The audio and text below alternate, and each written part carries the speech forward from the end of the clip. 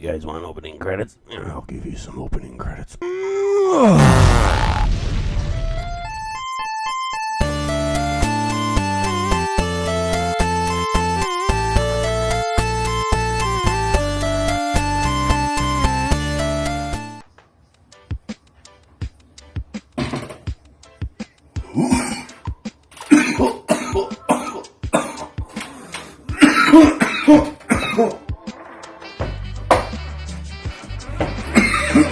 I don't know if you guys noticed, but Illinois legalized weed this year, so I've been a little bit preoccupied. Whatever. Let's watch some more shitty tales from the Crypt episodes.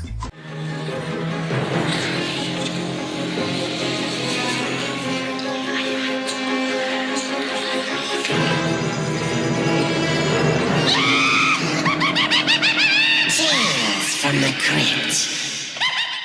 What's up, everybody? Welcome back to yet another entry on my top 10 worst Tales from the Crypt episodes. I know that this has been the longest list probably running on YouTube for such a subject, and it's kind of weird that I'm doing this video because it's not even a main lister. Why am I doing another one of these honorable mentions? Well, I like doing the last one, and granted, the length was a little bit too long, but I think we can actually cut these down to maybe 15 minutes and get some of these honorable mentions out of the way. When you're fishing through all of this pile of dog shit that is known as Tales from the Crypt's British season, of course you're going to find more than just One Than the Kidnapper. So what happens when you take a BBC crime drama about safecrackers and mix it with an episode of Manimal? You get this. So it's not quite as terrible as you think it would be, because there are some pleasantries to be found, but not very many.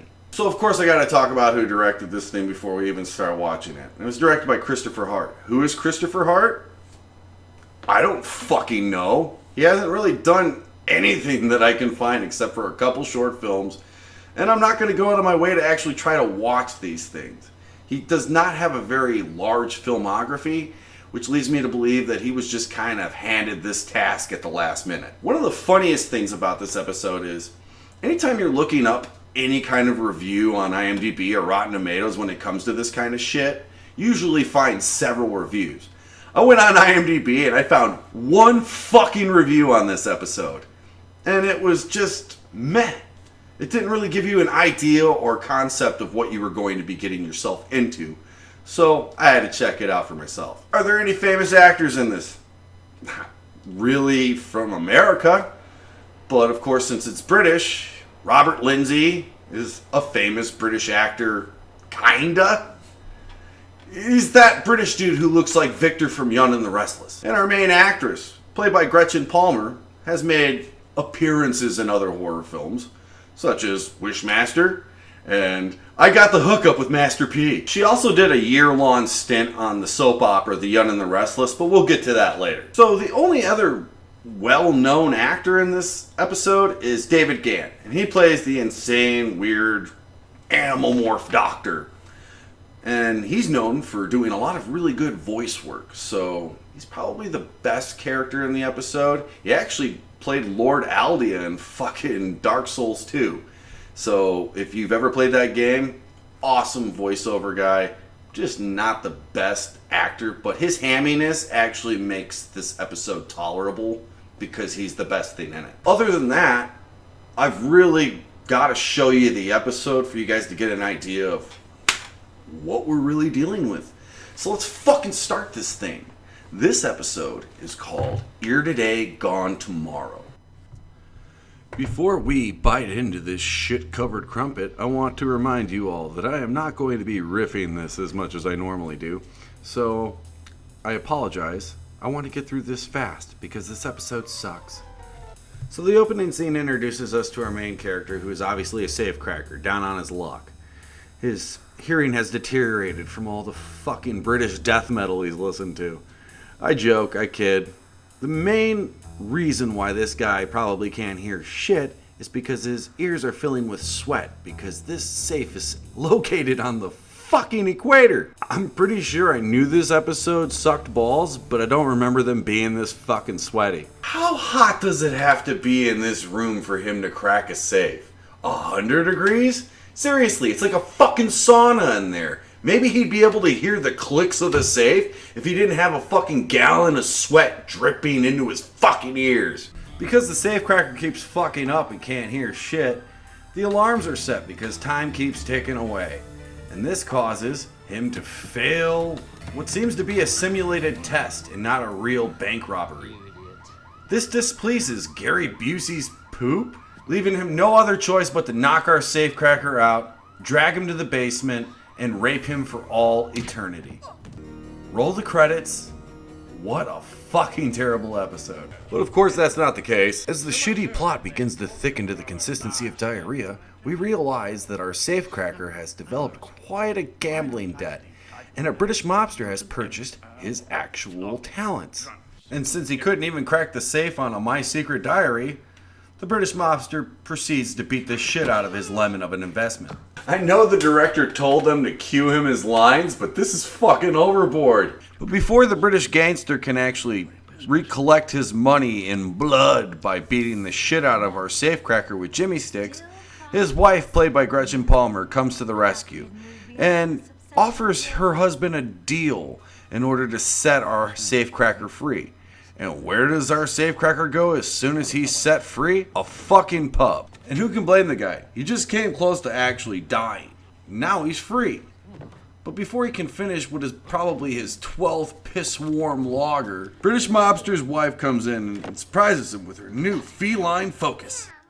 I used to sell weed to a chick that worked at a Hot Topic that had the same exact contacts. Say what you want. At least she can't be half as bad as Halle Berry when she was Catwoman.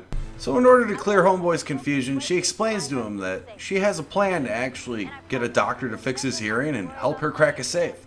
Once they arrive at the mansion where he was just getting the shit kicked out of him the night before, Cat Lady tells him to come upstairs so she can make a quick phone call in order to arrange his new surgery for his enhanced hearing. But due to her overall insatiable demeanor and love for double entendres, he's reluctant to follow her upstairs. The big skull. Why, me too, Mr. Fenner. Coming? And I know what you're all saying at home. This scene's gonna end in fucking. But you'd be surprised. She calls her doctor, and then she fucks him. And not only is the husband in on it, he likes to cuckold. So after his cross-species sexual exploration, he goes to the doctor's office in order to get the basic checkup to get ready for this new ear enhancement surgery. I hope this involves mac and cheese because this doesn't look like a fucking doctor's office. So once the doctor explains to this broke motherfucker that he doesn't have to worry about the bill because Cat Lady's paying for it, he explains to him that this procedure is very extreme because his auditory system will be replaced with an owl's, providing him a natural anesthesia. After the procedure, the doctor announces that it's a success, and he tests out these new ears with some Booty Jam 6. And then he started scamming little kids out of Tootsie Pops. I'm kidding. He rolls up his sleeves like a 6th grade art teacher and says, "Fuck the stethoscope. This cracker don't need no cracking to crack this safe." And once the safe is cracked, we're treated to a sweet, sweet sight of that Worcestershire smelling money. You are about to become a very wealthy bachelor. In the predictable fashion of a British crime drama, there's a double cross. And our safecracker decides he wants to take all the money for himself, and he shoots Cat Lady. So the double cross was a double cross! Who would have thunk? Before dude bounces with the cash, she proceeds to talk shit literally. You poop out of your mouth. Oh, dear, that is disgusting.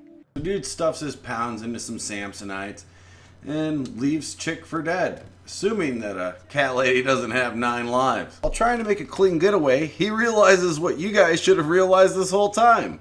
Half men, half owl aren't to be trusted with money. You just can't trust them with money. And if you find a half owl, half man taking some money, you kill him with a fucking saw.